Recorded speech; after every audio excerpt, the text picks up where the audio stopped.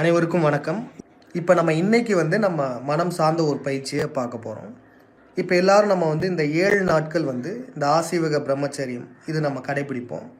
இதில் முக்கியமான ஒரு ஒழுக்கம் என்னன்னு பார்த்தீங்கன்னா, நம்மளுடைய உணவு, நம்ம சாப்பிடக்கூடிய உணவு. இந்த உணவு பார்த்தீங்கன்னா, நம்ம இந்த இந்த வாட்டி என்ன ரூல் வச்சுருந்தோம், நான்வெஜ், அதாவது நம்ம மாமிசங்கள் எதுவும் சாப்பிடக்கூடாது. அது மட்டும் இல்லாமல் நம்ம வெஜிடேரியனில் கூட அதிக ருசி தரக்கூடிய உணவு நம்ம சாப்பிடக்கூடாது. புலால் உண்ணாமை பார்த்தீங்கன்னா, நம்ம முருகன் புலாலை மறுத்தவர் தான். அதனால் அவருக்காக நம்ம வேண்டிக்கும் போது நம்ம புலால் உண்ணாமை நம்ம இருந்தாகணும். இன்னொரு காரணம் பார்த்திங்கன்னா, நம்ம சாப்பிடக்கூடிய உணவுகள் இருக்குல்ல, இதில் நமக்கு ருசிக்காக சாப்பிட்றோம். இந்த ருசியை நம்ம கட்டுப்படுத்துறதுக்காகவும் நம்ம இதை நம்ம பயிற்சியை நம்ம பண்ணுறோம். புலாலை உண்ணாமல் இருக்கும். இதற்கு முக்கியமான காரணம் என்னென்னா, இருக்கிற அனைத்து உணவுகள்லையும் நீங்கள் எந்த உணவு வேணால் எடுத்துக்கலாம், எக்ஸ்ட்ரீம் லெவலான டேஸ்ட் எதில் இருக்குன்னு பார்த்தீங்கன்னா நான்வெஜ்ஜில் தான் இருக்கும். புலாலில் தான் அதிகப்படியான சுவை இருக்கும். இப்போ அதனால தான் முதல்ல அதை நம்ம நிறுத்துகிறோம். அதை தாண்டி மற்ற காரணங்களும் இருக்குது. அதனால் உடல் சூடாகும், உஷ்ணமாகும், அதுக்கப்புறம் காம எண்ணங்கள் வரும். அது சார்ந்த பல தடைகளும் இருக்குது. ஆன்மீகத்தில் இப்போ டைஜஷன் கூட அதிகமாக ஆகாது. அதனால தான் முதல்ல அதை நிறுத்துகிறோம். ஆனால் பார்த்தீங்கன்னா, வெஜிடேரியன்லேயும், அதாவது சைவ உணவுலேயும் இது போன்ற சில சிக்கல்களும் இருக்குது. காம உணர்வுகள் வரக்கூடிய சைவ உணவு இருக்குது, உடல் உஷ்ணமாகக்கூடிய சைவ உணவும் இருக்குது. அதையுமே நம்ம இந்த வாட்டி நம்ம தவிர்த்துக்கணும். அதீத ருசி தரக்கூடிய எந்த உணவாக இருந்தாலும் நம்ம இந்த 7 நாட்கள் நம்ம எடுத்துக்கக்கூடாது. இப்போ இன்றைக்கி நம்ம மனம் சார்ந்த பயிற்சியை பார்ப்போம்.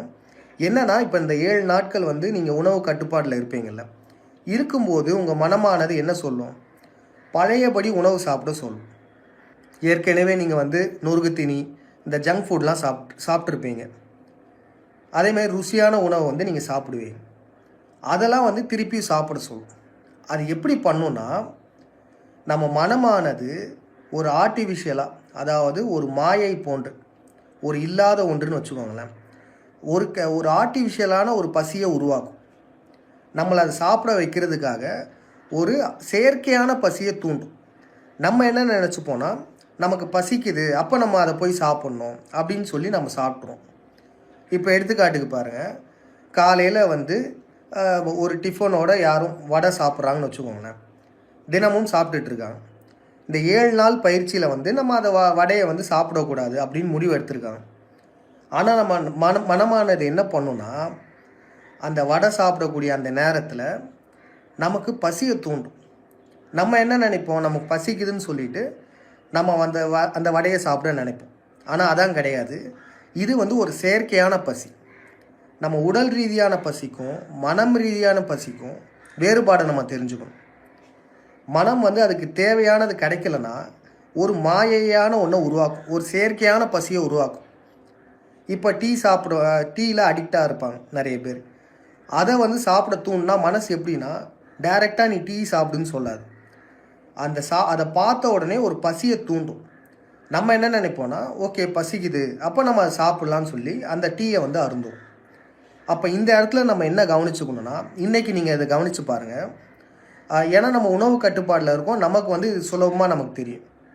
இன்றைக்கி நீங்கள் கவனித்து பாருங்கள், நம்ம மனமானது நம்ம சாப்பிடக்கூடிய சமயத்தில் இதை கொஞ்சம் எக்ஸ்ட்ரா சாப்பிடு அந்த மாதிரி நம்ம தூண்டும் போது இயல்பாகவே ஒரு பசி உணர்வை தூண்டி விடும். பசி எடுக்கிற மாதிரியே தான் இருக்கும், ஆனால் அது உடல் ரீதியான பசியே கிடையாது. நம்ம என்ன பண்ணோன்னா, அது உண்மையான பசியா, அதாவது உடல் ரீதியான பசியா இல்லை மன ரீதியான பசியான்றதை நம்ம செக் பண்ணி பார்க்கணும். எப்படி, இப்போ நம்ம மதியானம் சாப்பிட போகிறோம். அப்போ அந்த சமயத்தில் மனம் ஏதோ ஒரு பசியை தூண்டுது. இது மன ரீதியான பசியா உடல் ரீதியான பசியான்னு தெரிஞ்சுக்கிறீங்க. என்னென்னா, ஒரு பசி தூண்டுதில்ல, பசிக்கும் போது நம்ம சாப்பிடும். சரி பசிக்குது, நம்ம போய் சாப்பிட்லாம் அப்படின்னு நம்ம சாப்பிட போனோம்னு வச்சுக்கோங்களேன். இல்லை எனக்கு இதுதான் வேணும். இப்போ எடுத்துக்காட்டுக்கு இப்போ பிரியாணி எடுத்துப்போமே. இப்போ மத்தியான சமயத்தில் பிரியாணி சாப்பிடணும்னு தோணுதுன்னு வச்சுக்கோங்களேன். பசி எடுக்குது. அப்போ சரி பசிக்குதுன்னு சொல்லிட்டு நம்ம எது வேணால் சாப்பிட்லாம் நம்ம சாப்பிட போகும்போது நம்ம மனசு விடாது. இல்லை பிரியாணி தான் சாப்பிடணும்னு சொல்லும். அப்போ அங்கே தான் நம்ம உஷாராயிக்கணும். இது வந்து உடல் ரீதியான பசி கிடையாது, இது வந்து மனம் ரீதியான ஒரு மாயை தான், போலியாக உருவாக்கப்பட்ட பசி தான். இதே தான் காமத்துக்கும். உடல் ரீதியான தேவை ஒன்று இருக்குது, ஆனால் மனமே வந்து ஒரு போலியான காம உணர்வை உண்டாக்கும். இதை நம்ம கண்டுபிடிச்சி வேறுபடுத்திட்டோம்னாலே இதுலேருந்து நம்ம தப்பிச்சிடலாம். இப்போ இன்றைக்கி வந்து நீங்கள் கவனித்து பாருங்கள், உங்களுக்கு வந்து நீங்கள் சாப்பிடக்கூடிய உணவில் எந்த உணவில் அடிக்டோ அது சார்ந்து உங்கள் மனம் உங்களை கூட்டி செல்லும், அதை வாங்க சொல்லும். அது சொல்லும்போது நீங்கள் கவனித்து பாருங்கள், உங்களுக்கு வந்து ஒரு ஆர்டிஃபிஷியலான ஒரு பசியை உருவாக்கும். அது வந்து ஒரு போலியான பசி. இன்றைக்கி அதை கவனித்து பார்த்துட்டு உங்களுடைய எக்ஸ்பீரியன்ஸை இன்றைக்கி அந்த நோட்டில் வந்து எழுதிருங்க. எல்லாருமே வந்து நோட்டில் எழுத பழகுங்க. அப்போ தான் வந்து உங்களுடைய வீக்னஸே உங்களுக்கு தெரிய வரும். உங்களுடைய கேள்விகள் இருந்தால் நீங்கள் வந்து கமெண்ட்டில் கேட்கலாம். ஒரு சிலர் கேட்டிருக்காங்க, நம்ம வந்து ஏன் காலையில் தான் மெடிடேஷன் பண்ணணுமா? அதாவது இப்போ நம்ம இந்த கூட்டாக மெடிடேஷன் பண்ணுறோம்ல, இதற்கான காரணம் பார்த்திங்கன்னா எப்போ வேணால் பண்ணலாம். நம்ம முன்னாடியே சொன்னது போல் தான் மெடிடேஷன் வந்து நம்ம நினச்ச நேரத்தில் எப்போ வேணால் பண்ணலாம். ஆனால் காலையில் எந்திரிச்சு பண்ணுறதுல என்ன சிறப்புன்னு வச்சுக்கோங்க, நமக்கு அந்த ஒரு டிசிப்ளின் உண்டாகும். ஏன்னா இந்த சமயத்தில், அதாவது நம்ம இந்திய நேரப்படி 5 மணிக்கு பார்த்திங்கன்னா பெரும்பாலானோர் எந்திரிக்க மாட்டாங்க. பெரும்பாலானோர் பண்ணாத ஒரு விடயத்தை நம்ம பண்ணும்போது நமக்கு இயல்பாகவே அந்த டிசிப்ளின் உண்டாகும். இப்போ நமக்கு மிலிட்டரியிலலாம் பார்த்திங்கன்னா மார்ச் ஃபாஸ்ட்லாம் பண்ணுவாங்கள்ல, மார்ச் ஃபாஸ்ட்லாம் ஒரே மாதிரி பண்ணுவாங்க. அவங்க மார்ச் ஃபாஸ்ட் வந்து அது அவ்வளோ பெரிய உடற்பயிற்சிலாம் கிடையாது. ஆனால் அது ஏன் பண்ணுறாங்கன்னா அது ஒரு டிசிப்ளின் உண்டாகிறதுக்காக தான் பண்ணுவாங்க. விடிய காலையில் எழுந்திரிச்சு எல்லோரும் வந்து கிரவுண்டை சுற்றி மார்ச் ஃபாஸ்ட் பண்ணுவாங்க. இதெல்லாம் நம்ம பார்த்துருப்போம். நமக்கு ஒரு ஒழுக்கம் உண்டாகிறதுக்காக தான் நம்ம காலையில் எந்திரிக்கிறோம். இது பலராலையும் முடியாது. காலையில் வந்து ஒரு 7 நாட்கள் தொடர்ந்து எந்திரிக்கிறது ஒரு சேலஞ்சான விடயம்தான். அப்படி எந்திரிச்சாலே நம்ம வாழ்க்கையில் பல மாற்றங்கள் உண்டாகும். அது முடியாதவங்க, வேறு வேலைக்கு போகிறவங்க, அது நம்ம பிரச்சனை கிடையாது. ஆனால் அது முடிஞ்சவங்க வந்து அந்த சோம்பேறித்தனத்தை விட்டுட்டு, அந்த கம்ஃபர்ட் ஜோனை விட்டுட்டு எந்திரிக்கணும். இஸ்ரேல் ஈரான் பற்றி ஐயா வந்து ஒரு இன்டர்வியூ பேசியிருக்காரு. நம்ம நேற்று கூட இங்கிலீஷ் சேனல் வந்து போட்டிருக்கோம், அது பார்க்காதவங்க பாருங்கள். நம்ம தமிழில் பேசுகிறது வந்து இன்றைக்கி இல்லை நாளைக்குள்ளே வந்து நம்ம போட்டுருவோம், இந்த சேனலில் தான் போடுவோம். இப்போ நம்ம வந்து சாப்பாடு, இந்த உணவு கட்டுப்பாடு இருக்குல்ல, இன்றைக்கி வந்து நம்ம எல்லாருமே முயற்சி பண்ணி பார்ப்போம். நமக்கு வந்து ஒரு உணவை நோக்கி வந்து நம்ம மனம் வந்து நம்மளை இழுத்து செல்லும். அது வந்து ஒரு டீ குடிக்கிறதாகவும் இருக்கலாம், இல்லை எதுவாக வேணாலும் இருக்கலாம், நமக்கு பிடிச்ச உணவாக இருக்கும். அதை வந்து நம்ம சரியாக கவனித்து இது உண்மையான பசியா இல்லை வந்து நம்ம மன ரீதியான பசியா அப்படின்றத நம்ம கவனிக்கணும். இந்த வாரம் வந்து நம்ம ஞாயிற்றுக்கிழமை நம்ம மனம் ரீதியான ஒரு கிளாஸ் வந்து நம்ம சென்னையில் நடத்த இருக்கிறோம். ஒரு புதுவிதமான ஒரு மெடிடேஷனை வந்து சொல்லலான்ட்டு ஒரு பிளான் பண்ணியிருக்கோம். சென்னைக்கு வர முடிஞ்சவங்க கண்டிப்பாக குடும்பத்தோடு கூட வாங்க.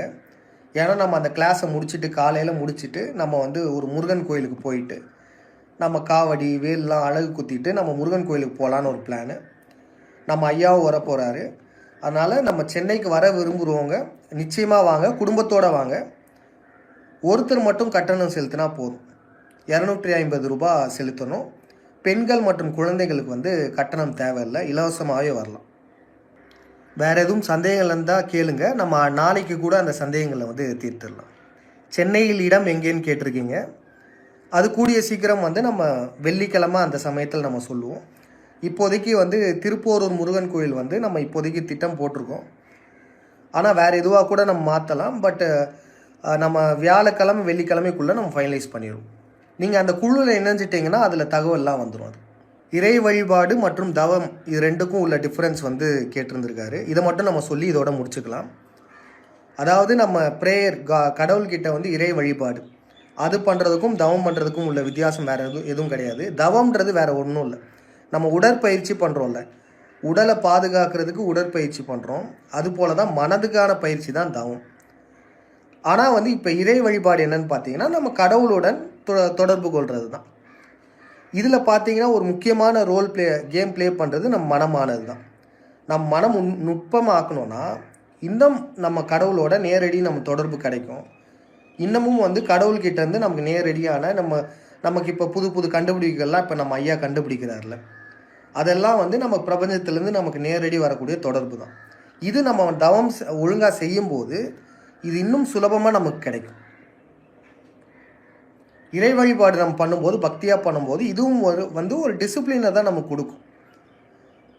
ஏன்னா நம்மளால் இப்போ கடவுளை பார்க்க முடியாது, நம்மளால் உணரக்கூட முடியாது.